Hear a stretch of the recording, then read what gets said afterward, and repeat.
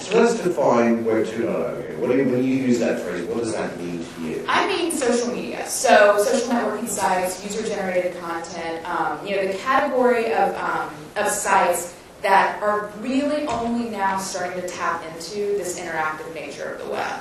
I mean, so much of the first wave of the internet was about commerce and content, but it was very one-way content. I mean, the reason BizDev guys were so important in the first web is because it was all about these big partnerships and deals with the old economy world. AOL Time Warner being the most obvious example of that. I mean, taking all this Time Warner content and putting it on a portal, and somehow putting together this portal that's going to have everything someone wants in one place, and it never really worked. It is working now because through Facebook, through Twitter, through your blog, whatever it is, people are creating their own portals. I mean, that's sort of what the widget economy is all about. So it's this interactive nature where users are, Web 2.0 companies have this weird situation with, we all use the word community, which sounds sort of like a bad euphemism or marketing line, but it's actually very apt because they're not your users. They're somewhere between your users and your employees and your customers because people interacting on the site is actually creating all of the content and value of the site. So why is Facebook successful? Facebook is successful because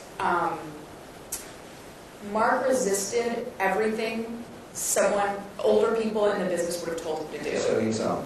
So for instance, page views.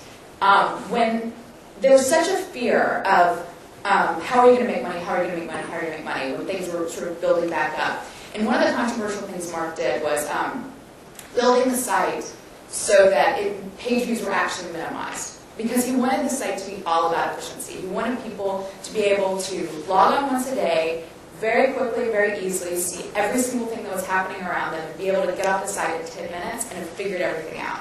Exact opposite of how MySpace built their business. MySpace, you have to click through on about 3 screens to even get on your profile, and it takes forever to do anything on the site.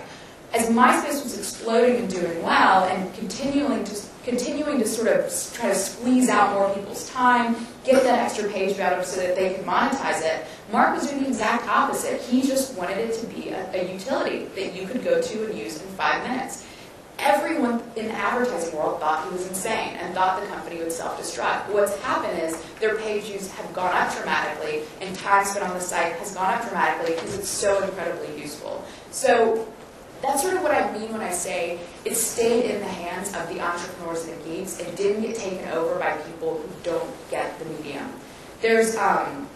And because the cost of building a business was so much lower, Mark was able to put off raising money or raise small enough amounts of money that he still owns 30% of the company and controls the board. That's one thing that's been incredibly unprecedented this way. So let's compare that to Twitter. Mm-hmm. So I don't know whether people have used Twitter. Are you a Twitter junkie? I am, and I can Twitter from my iPhone, and it feeds my Facebook page. And I'm actually getting chills now because my BlackBerry's back there, and I'm in Twitter withdrawal. So just in case we have some Web 1.0 people here, because I think Twitter's a really interesting thing for people like us to consider. What is Twitter? So Twitter is a microblog service, and the beauty of Twitter is it's so simple. All it is a box, and you can fill it with 140 characters, and there's a prompt that simply says, what are you doing? And you can do this from your phone. You can do this from the web. You can download an app for your desktop. Twitter doesn't care. You can choose how many people can follow you. You can choose who you follow and how you want to get their messages streamed to you. It's completely how you want to use it. The only universal experience is 140 characters and what are you doing. And Twitter, when people first hear about it, it sounds very superficial. And there's actually a great line in the book where I'm talking to Evan Williams, who founded Twitter, and it also founded Blogger. And he was, his insight was just, he thought people would like to hear from other people. And when he had started Blogger and saw that take off, he saw the power of giving someone a voice and what that did between different relationships, and this endorphin rush that you get from blogging when someone reads your blog, comments on your blog, you read someone else's blog, these connections start happening. And Twitter had all of that, but dramatically lower barriers to getting that endorphin rush. It was almost immediate. And the great thing when you actually use Twitter, it's almost like a really passive way to have deeper relationships with people. I mean, if you think about it, all of your best friends are people you grew up with, people who were in the next locker next to you or in the next cube next to you, people that you kind of were around all day, and so you share what we think of as sort of these throwaway moments. But those throwaway moments are where real intimacy is built in relationships. So for instance, when I call home to talk to my parents, they'll ask what I've been up to, and I'll give some long, bizarre Silicon Valley story about meeting with someone or working on something, and they have no idea what I'm talking about. They have no, they don't know anything. Yeah, and they're totally like, okay. And what's great now is they would get the headlines of my life. Like, I did this, I worked on this story, we went here for dinner. Not very interesting stuff. My parents follow me on Twitter now. So they know every single thing that's happening in my life. They know I'm on stage at AMD right now. How often do you Twitter? How often do you feel? What would you guess, Olivia? 20 times a day, 10 times a day. It goes in waves. I mean, that's the great thing is it's not a blog because it's not a destination site.